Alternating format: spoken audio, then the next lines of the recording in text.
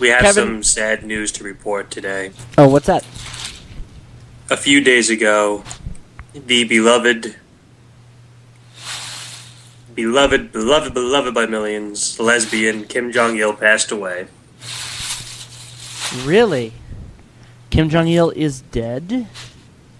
Yes, he is. Why gotta bust balls, Hans? Sorry. He's busting balls in hell now. Yeah. Man, 2011 and two of the biggest threats to America are dead. Wow, what a year. If someone was to tell you at the beginning of the year that by the end of the year, Osama bin Laden, Kim Jong-il, and Gaddafi would all die, would you believe them? No, not a bit. But they are all dead. Every one of them. I think that all of those 2012 people who are freaking out that the end of the world is coming, I don't know, I'm starting to side with them with all these random world leaders dying. It's going to become anarchy. There's not going to be anybody for America to fight. We're going to end up fighting ourselves. Nuclear apocalypse. Civil War II, Electric Boogaloo. That's what I'm saying. Okay, who's next? Place your bets.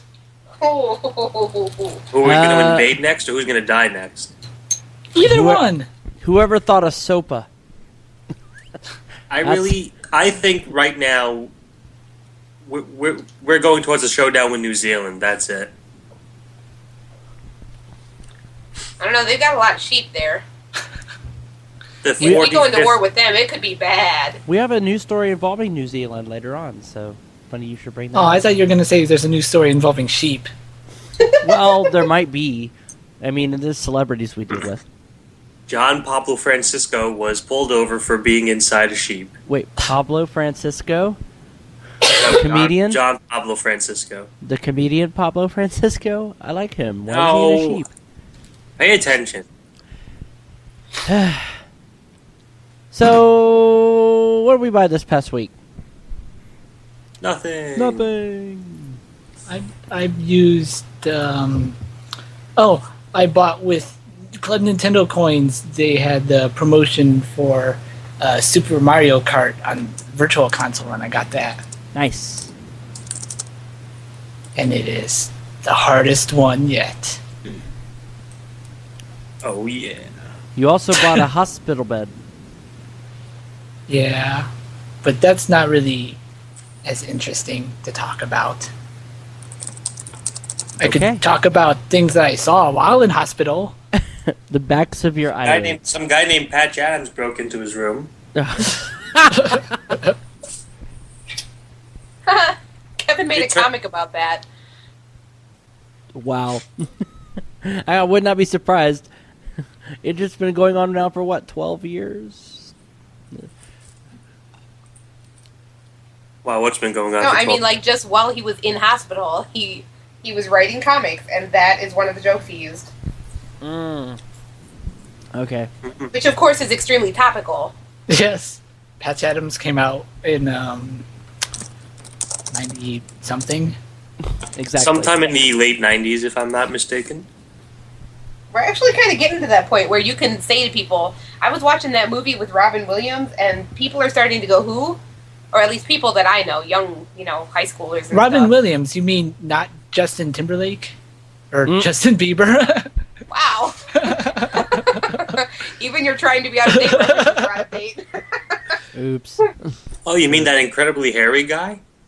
Deck the halls That's why. with boughs Yes. of stupid. No, George the Animal Steel, of course. Oh, yeah, him. How many times is Mike going to call me stupid in tonight's show? Well, I guess that was one. Well, let me open up the news. We have a couple announcements to make. First of all, as I said at the top of the show, we are on YouTube now. We have clips up on YouTube, as well as full episodes of Culture Shock. Go check that out. YouTube.com/Mental Network. I actually took the time to put closed captioning on the Mental News Story of the Week. So if you turn the captions on, you can follow along with what we say. Nice. Because I had that kind of time. Is that right? See, just showing that I'm derp as well. We are not alone in this. I'm opening up the news now. Try as we might, we're not going to top last week's mental news story, but we're going to try. This is the mental news story of the week. That's right. It's the mental news story of the week. You give us 22 minutes, we'll go inside of a horse to be one with it. One of my favorite lines from last week's mental news story. I wanted to feel one with the. That's the dumbest. It's dead, lady. It's Fred. L.B. Williams, a black man married to a white woman in Panama City, Florida, reported that the Ku Klux Klan had burned a cross in his driveway in November and left a threatening note. However, the note did not demand that the couple move from the neighborhood. It demanded they stay. Since the Klan is not known for supporting mixed-race couples, the police were suspicious and ultimately charged Williams with making the threats himself to frighten his wife into abandoning the divorce that she had recently requested. Dear LB, we swear to God, if you don't stay in this neighborhood and enjoy our school systems and our theater and our pizza place, we's gonna kill you. Signed, Cletus. Maybe the Klan wanted them to stay there because they were the only that was the only black person, and they just needed something to do. And they needed somebody to hate on. Don't go away. We'll be bored on our monthly meetings. You know what has to be the most boring group of Ku Klux Klan people is the one in Alaska. All right, we have to get Bob. All right.